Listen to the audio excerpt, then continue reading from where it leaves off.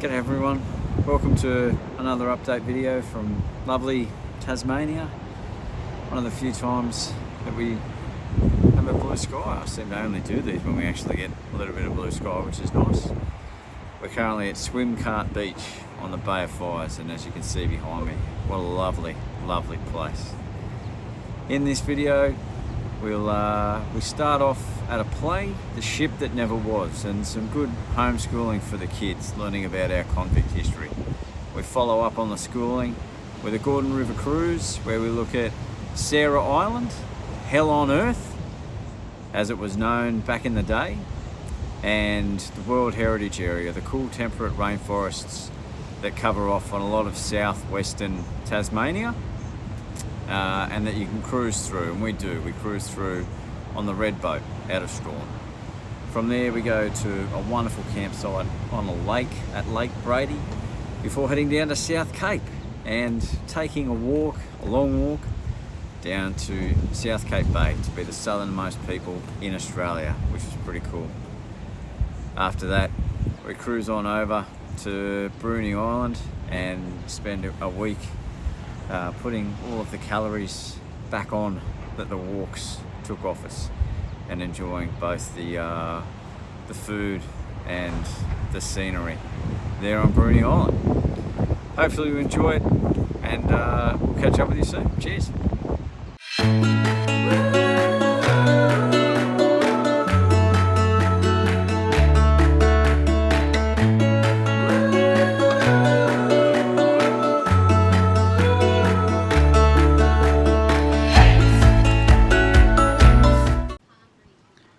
Our first night in Strawn, we went to The Ship That Never Was. This is Australia's longest running play, held in the amphitheatre that you can see here, and performed by a cast of 2, except there are heaps more characters. So what do? They rope in a bunch of the audience, including our kids, which was pretty cool. So the set starts out as you can see it there, and then they gradually transform it during the play to end up being the good ship Frederick, which was the last ship built at the shipyard on Sarah Island, also known as Hell on Earth, and Australia's most notorious penal colony for the time that it was set up. Here's Paddy. He's playing a 95-year-old convict who gets to kill the captain later in the show. He's the servant for the young man you can see there wearing the top hat, and he gets to wear his servant's outfit of some kind of pink mesh. Go Paddy. But he had a ball, an absolute ball. The captain there apparently liked a toke of rum, and the convicts used this as a means to be able to capture the ship and take it with them. Brookie got to be the ship's cat. Paddy steps on the ship's cat as a key part of the play. And Paddy stepping on Brooke is also a consistent part of our lives. Evie got to be the jellyfish. You just saw the professional jellyfish. So here's Evie, the amateur jellyfish. Go Evie. She was unimpressed. She wanted to be the cat. There was a lot of energy. They did a fantastic job, these two. And you'll actually see in a bit the young lady Louise. She ended up being our tour guide on Sarah Island the next day. We had a great time. If you're ever in Strawn, can't recommend highly enough going along to see The Ship That Never Was.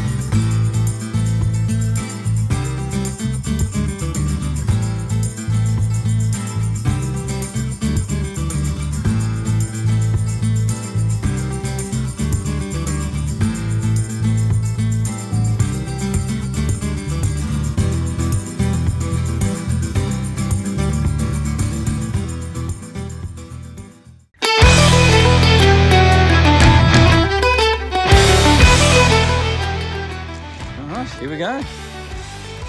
South Cape Bay.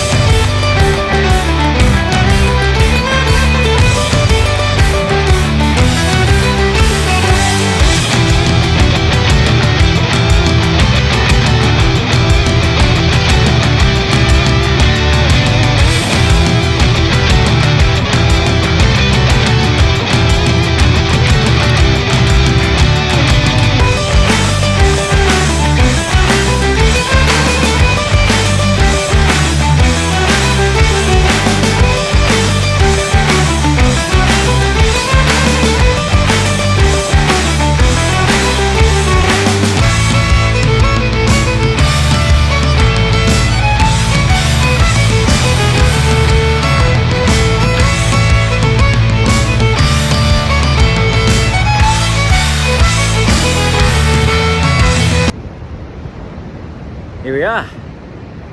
This is as far south as the track goes. We are the southernmost people in Australia right now.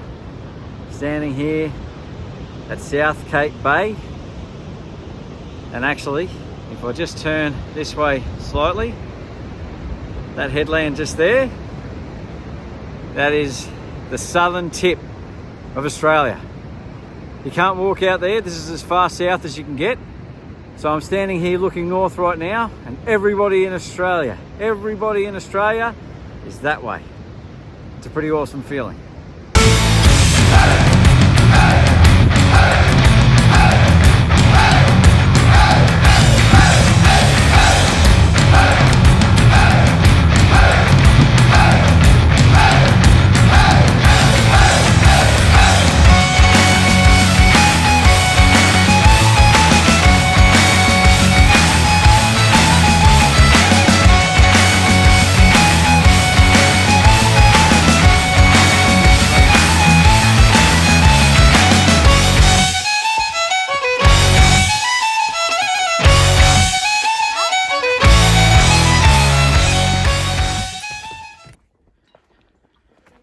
So we're doing the South Cape Walk, which is the walk down to the southern tip of Australia. You leave from Cockle Bay Campground, and there's an information centre there, and then it's about 7k's, a bit over 7k's through bush like this, and then across some coastal plains with some duck boards until you get to the cliffs, the bluff at South Cape Bay. Then you're the southernmost people in the country right there, which is pretty cool. So I've had a pretty good day for it today. Started out with beautiful blue skies. I think it's only the second day where we've actually seen the majority of the sky is blue. It's not wet and windy or a spicy combination of both. And now we're just getting the cloud coming back over. The kids have been amazing.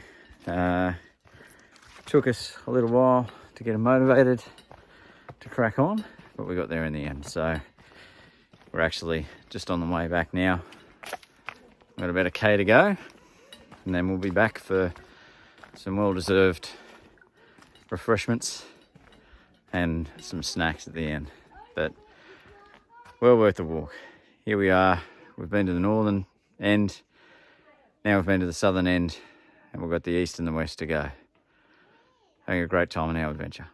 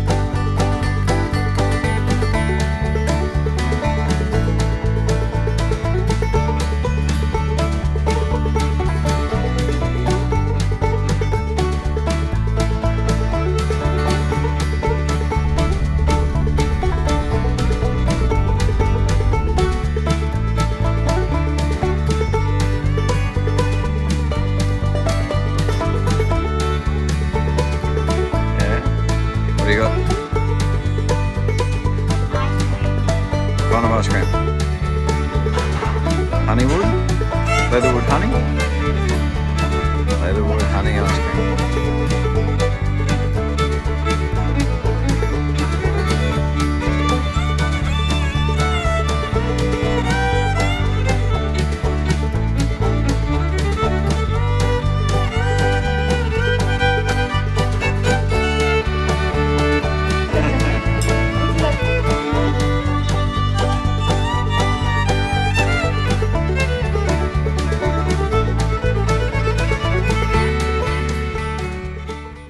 So we're here on Bruny Island.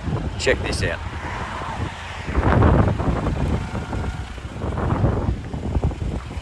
There's a bread fridge.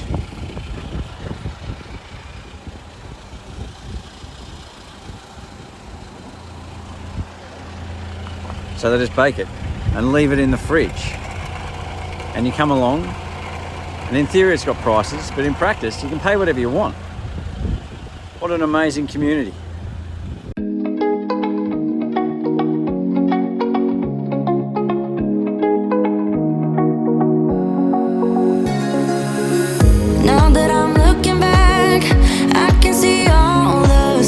Tried to fill in the cracks that were spread in my mind, but I was all out of hope, lost in an endless maze. The emptiness had unfolded just like a void, but you broke the coldness somehow and lit up a flame. And ooh, I was done feeling hopeless, screamed out loud because felt impossible in my bones, like getting blood out of the stone on my own. But you came around and removed the thorn. Here we are on Bruny Island, as you can see, lovely and warm, good Taswegian weather. We've had, the reason that we came over here was for food, beverages and a bit of relaxation. So far we've been to the Bruny Island Cheese Company, the honey factory, and this morning we went to the winery, the Bruny Island Winery. We'll go back this afternoon and taste some local wares. Last night dinner at the Bruny Island Hotel, the Bruny Hotel, amazing. Had the seafood platter, and I reckon they must have just walked in with the catch, thrown it into the kitchen, and then 20 minutes later it was on our table. It was absolutely fantastic. Don't know if I'd say it's the best seafood I've ever eaten, but I don't remember eating any better seafood. So it gives you an idea that it was pretty good. And our original plan was to head out tomorrow, but it's a public holiday tomorrow in southern Tasmania, and the island is packed. As a result, our campsite has 1,000 people in it. So we're going to chill out for a day, let them all go home, and then we'll head back into Hobart on Tuesday and check out the capital of Tasmania for a week. Should be good. You guided me out of the storm. I found home in your arms of gold, in your arms of gold, in your arms of gold. It's funny how easily a life can be torn apart. Why couldn't I simply see that I was sick at heart and I am in deep debt? The climb we did was unreal. You made me so speechless. I just can't believe it. You. Hopefully you enjoyed that. We certainly had a great time at all those places. In the next one, we get into Hobart, stay at a wonderful hip camp there called Ficklebreak Farm, before heading down to check out Port Arthur and continuing the kids and my education about our convict and colonial past.